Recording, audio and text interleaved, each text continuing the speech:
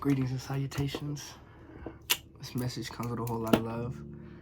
Um, just wanted to get on here and ramble a little bit, no script. Um, as some of you may know, I got an album coming out soon, either the 20th or the 27th of June. We stick to that date because I have a concert that I would love for all of you guys to come through.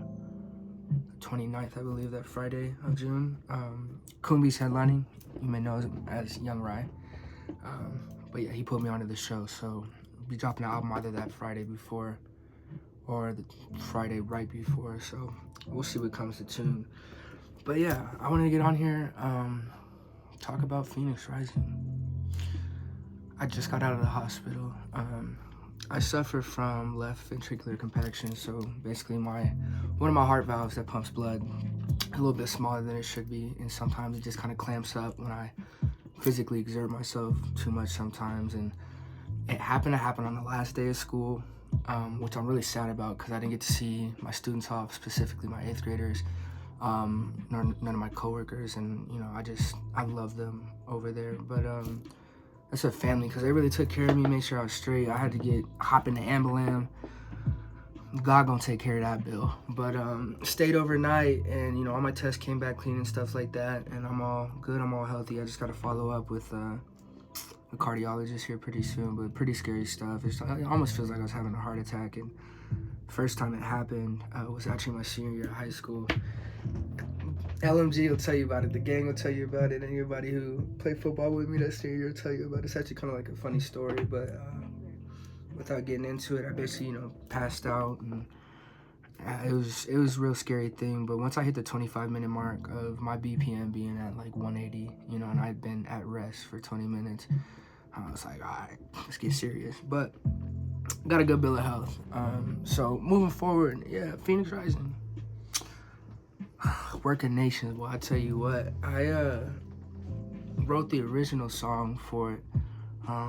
I don't have the date pulled up right now, but it should have been like 12/8/2020. I wrote everything up into the last verse and chorus, and I think that was just my subconscious telling me that I would fill in that space when I was ready to.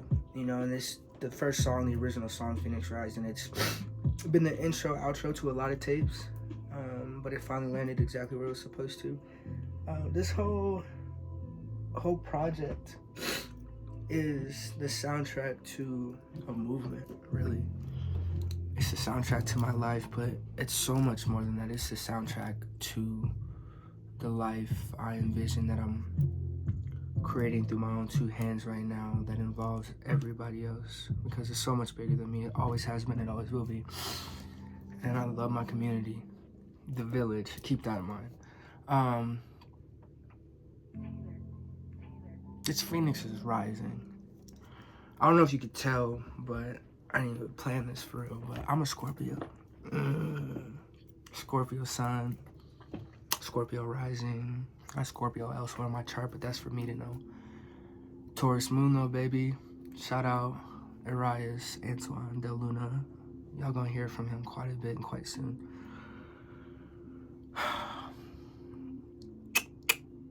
The kid has things to do. The kid has been given things to do by Source itself, and nothing to be taken lightly.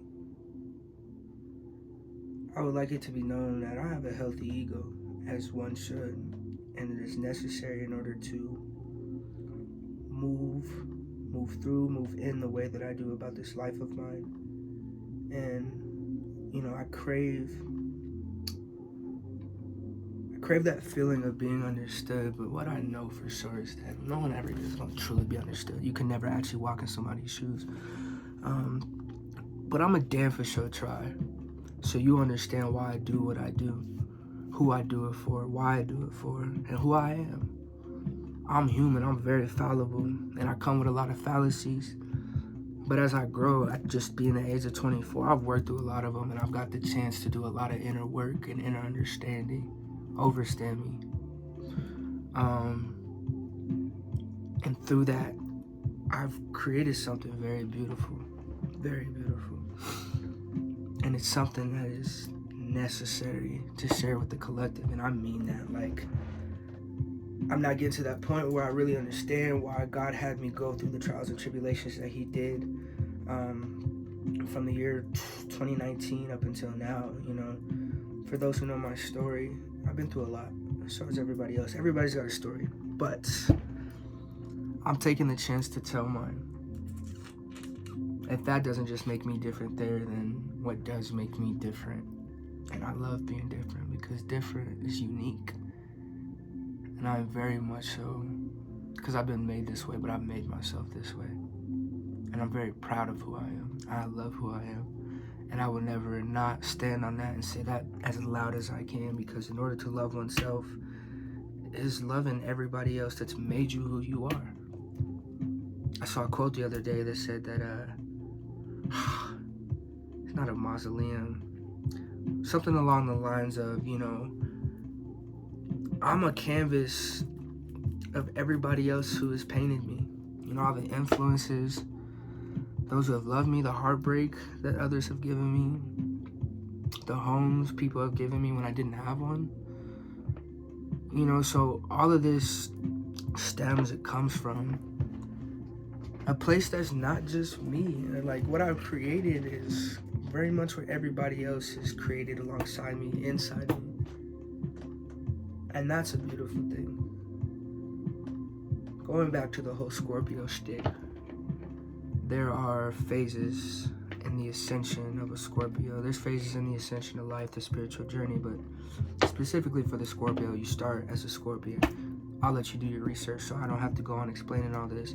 And then from there you move to the ego, and after the ego there's something called the Phoenix. There's actually a lot more stages in there, but for those main three, that stage in which I'm at is exactly what I've told you. And in order to begin that stage, you have to burn everything down. Everything down in order to build something anew on top of it. I'm somebody who's very much at times been very stuck in my past, but I always knew that the reviewing of my past is what was going to allow me to be utterly present and build my future. And so I've never really felt bad about that. You know, I've never taken it to heart when people told me to get out of there, because I knew what I was doing. God knew what he was doing and what I was doing. And I'm very glad that I had 4 years of meticulous planning. I mean, I've tried and erred so many things when it comes to just this creative body, brand, movement, whatever you want to call it, of mine is. And I'm very content with what I have now. And I'm ready to share it. So there's a lot more to be said, a lot more to be heard, experienced, felt. Because, you know, I come with a lot of love. It's kind of ironic that on the last day of school leading into summer that it was a heart issue, because I don't have one. Not in a metaphorical sense anyways. Maybe just a reminder from God. Check in. You scary boy. Your humor is diabolical, I'll tell you that much. Like I said, this message comes with a lot of love, with love. FNA, Ethereal 4A. Shout out Mr. Luna and the rest of them. What did Eddie Rose end this video on? See, a lot of people don't have faith. But with faith, you can do anything. Trip loves you. I love you. Trip!